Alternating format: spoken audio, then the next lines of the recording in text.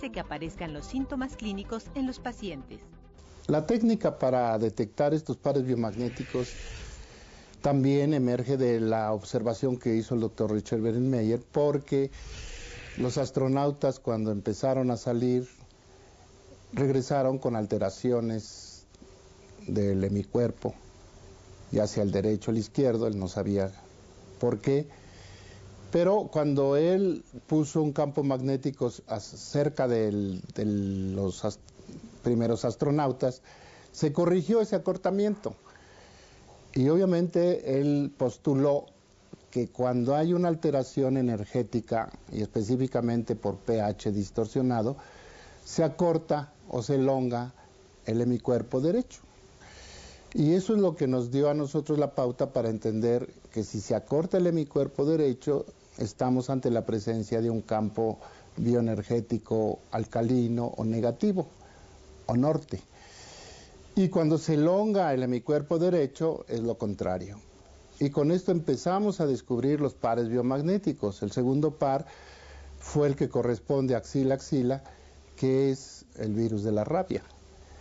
Y que por las vacunaciones o por contacto con animales contagiados se instala en el humano, pocas veces de humano a humano, siempre es de animal a humano, y puede perpetuarse con sintomatología difusa, confusa y profusa.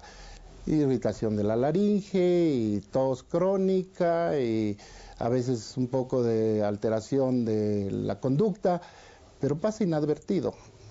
Y como se trata sintomáticamente, pues se le dan medicamentos para esos síntomas.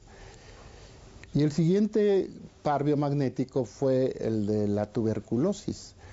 Un niño con un ganglio obsedado llega al consultorio, tenía diagnóstico de tuberculosis ganglionar, certificado por el Instituto de Enfermedades Pulmonares de Huipulco, y al revisarlo encontramos que corresponde a supraespinoso, que es esta zona donde se ponen las insignias los militares, y lo increíble es que al impactar esas dos cargas, a los 8 días el niño se presenta ya sin escurrimiento, cicatrizado el ganglio y curado clínicamente.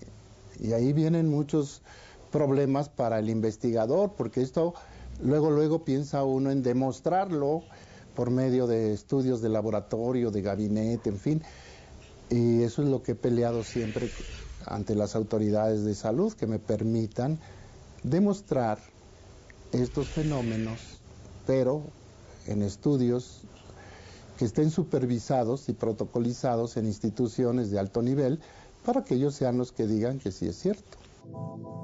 Así como todo gran descubrimiento, se ha enfrentado a opiniones encontradas e intereses creados a los que no les conviene su divulgación, el descubrimiento del par biomagnético no es la excepción.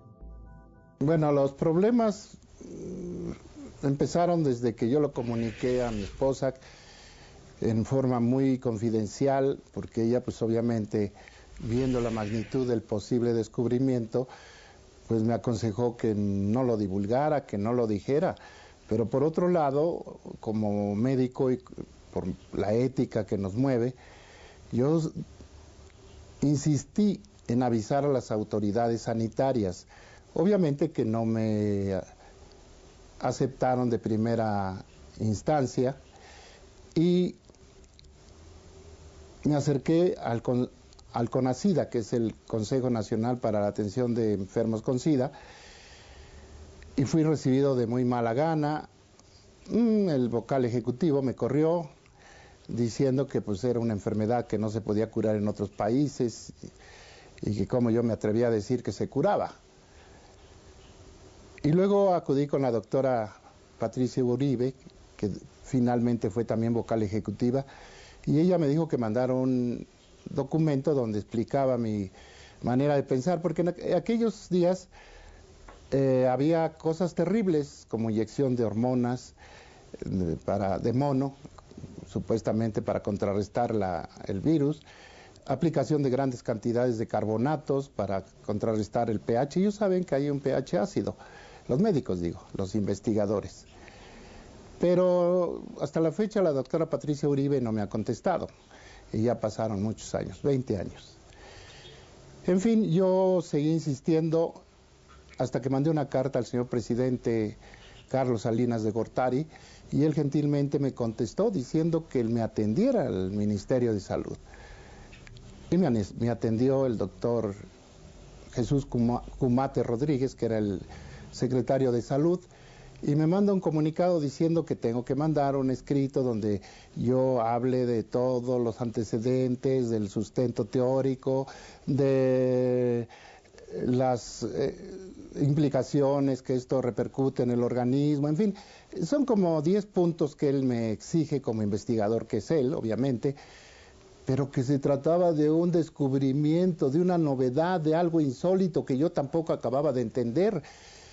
Y obvio, pues mandé escritos tratando de cubrir todas las exigencias que me hacía la Secretaría de Salud, pero definitivamente chocaba contra piedra. El doctor Cumate finalmente dijo que 4 de sus colaboradores, subdirectores o subsecretarios, me atendieran, pero los mismos 4 subsecretarios exigían documentaciones que yo no podía satisfacer por la novedad del asunto. Y finalmente, pues, desistí de seguir llamando a la Secretaría de Salud para que ellos me hicieran caso. Definitivamente no me permitieron investigar en los hospitales de gobierno. Increíblemente escribí al doctor